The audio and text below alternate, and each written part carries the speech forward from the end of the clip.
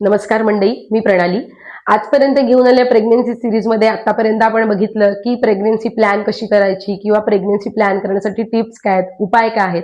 आजच्या व्हिडिओमध्ये मी तुम्हाला एकदम सोप्या पद्धतीने सांगणार आहे की प्रेग्नन्सी राहिल्यानंतर पहिल्या महिन्यामध्ये बाळाची वाढ कशी होते.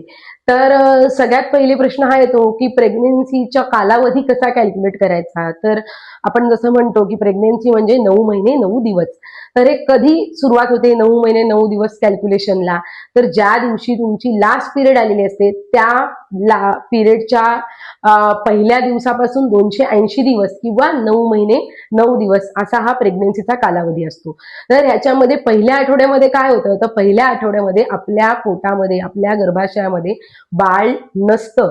त्यावेळी आपलं शरीर आहे ते त्याच्या पूर्वतयारीला लागलेलं असतं, हार्मोन्स वगैरे सगळं बॅलन्स करत असतो. तर पहिल्या आठवड्यामध्ये हे सगळं होत असतं. दुसऱ्या आठवड्यामध्ये काय होतं, तर जसं की मी आधीच्या व्हिडिओमध्ये सांगितलेलं आहे की ओव्ह्युलेशन म्हणजे काय असतं. तर दुसऱ्या आठवड्यामध्ये हे ओव्ह्युलेशन होतं. ओव्ह्युलेशन म्हणजे काय, तर अंडाशयातून एक अंड रिलीज होणं. हे अंड जेव्हा रिलीज होतं तेव्हा ते फॅलोपियन ट्यूब मध्ये कॅच केलं जातं आणि त्याच वेळी जर सेक्शुअल इंटरकोर्स होऊन स्पर्म तुमच्या बॉडीमध्ये आले तर फर्टिलायझेशन होऊन तुमची प्रेग्नन्सी राहते. आता इमॅजिन करा की अंडाशयामधून एक एग फॅलोपियन ट्यूब मध्ये आलेला आहे आणि त्याच वेळी असंख्य हजारो स्पर्म तुमच्या बॉडीमध्ये सेक्शुअल इंटरकोर्सच्या दरम्यान आलेले असतात किंवा येतात. त्यावेळी सगळ्यात ऍक्टिव्ह सगळ्यात वेगवान जो पहिला स्पर्म असतो, जो त्या एगला त्या अंड्याला पहिल्यांदा टच होतो, त्यावेळी त्या अंड्याच्या वरती एक कवच तयार होतो जेणेकरून बाकीचे जे स्पर्म आहेत ते त्या अंड्यामध्ये शिरकाव करू नयेत किंवा ते येऊ नयेत. तर आता इमॅजिन करा की एक आवरण आहे, त्याच्यामध्ये एक एग आहे आणि एक स्पर्म आहे.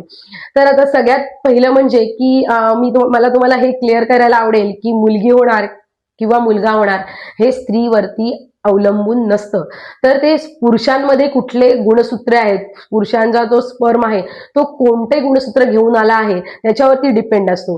तर हे मला अजून डिटेलमध्ये सांगायला आवडेल की कोणत्याही स्त्रीचा जो अंडा असतो, जो एग असतो, त्याच्यामध्ये 23 गुणसूत्रे असतात, 23 क्रोमोझोम्स असतात, जी सगळी सेम असतात, एक्स एक्स. आणि पुरुषांमध्ये जी असतात ती विभिन्न असतात, एक्स एक्स आणि एक्स वाय. ज्यावेळी फर्टिलायझेशनच्या दरम्यान अंड्याला, ज्या एगला जो पहिला स्पर्म टच होतो तो जर एक्स वाय गुणसूत्रे घेऊन आलेला असेल तर तुम्हाला मुलगा होणार असतो, आणि जर तो स्पर्म एक्स एक्स गुणसूत्र घेऊन आला असेल तर तुम्हाला मुलगी होणार. हे फर्टिलायझेशन जेव्हा होतं त्याच वेळी डिसाईड होतं. त्यानंतर जगातील कोणतंही मेडिसिन, कुठलंही औषध हे सत्य चेंज करू शकत नाही, बदलू शकत नाही. तर बेसिकली आपल्याकडे स्त्रियांना दोष दिला जातो यासाठी, तर स्त्रियांचा ह्याच्यामध्ये काहीच कॉन्ट्रीब्युशन नसतं. हे सगळं अवलंबून आहे पुरुषांचा जो स्पर्म आहे तो कोणतं गुणसूत्र घेऊन येतो त्यावरती. आता इमॅजिन करा की एक 23 गुणसूत्र आहेत जी स्त्रीची आहेत आणि 23 गुणसूत्रे आहेत जी पुरुषांची आहेत. अशी ती गुणसूत्रे एकत्र येऊन एक सिंगल पेशी, आपल्या बाळाची पहिली पेशी तयार होते, ज्याला झायगोट असं म्हणतात. ही जी पहिली पेशी आहे, हे जे झायगोट आहे ते नंतर 2 पेशींमध्ये डिवाइड होतं. 2चे 4, 8, 16, 32 असे त्याचे विभाजन होतं. जेव्हा 32 पेशींचा एक गुच्छा तयार होतो त्या गुच्छाला मोरुला असे म्हणतात. हा मोरुला तयार व्हायला साधारणतः फर्टिलायझेशन नंतर 3 दिवस लागतात. 3 दिवसानंतर ह्या मोरुलाचं रूपांतर आहे ब्लास्टोसिस्ट मध्ये होतं. ब्लास्टोसिस्ट म्हणजे काय, तर एक असं स्ट्रक्चर ज्याच्यामध्ये आतल्या पेशींपासून तुमचं बाळ तयार होणार असतं आणि बाहेरच्या पेशींपासून बाळाला पोषक द्रव्य देणारं वर, ज्याला आपण वर म्हणतो, किंवा ज्याच्यातून नाळ तयार होणार असते, ते पोर्शन तयार होतो. हे तयार व्हायला साधारणतः फर्टिलायझेशन नंतर 6 ते 12 दिवस लागतात. त्यानंतर हा जो ब्लास्टोसिस्ट आहे तो हळूहळू हळूहळू आपल्या गर्भाशयाच्या दिशेने यायला सुरुवात होते. ज्यावेळी तो गर्भाशयात येऊन गर्भाशयाच्या भिंतीवरती चिकटतो, रुजतो, त्याला इम्प्लांटेशन असं म्हटलं जातं. इम्प्लांटेशन बद्दल तुम्हाला डिटेल माहिती हवी असेल त्याची व्हिडिओ मी अपलोड केलेली आहे. जेव्हा हे इम्प्लांटेशन होतं तेव्हा त्याला आपण एम्ब्रिओ असं म्हणतो.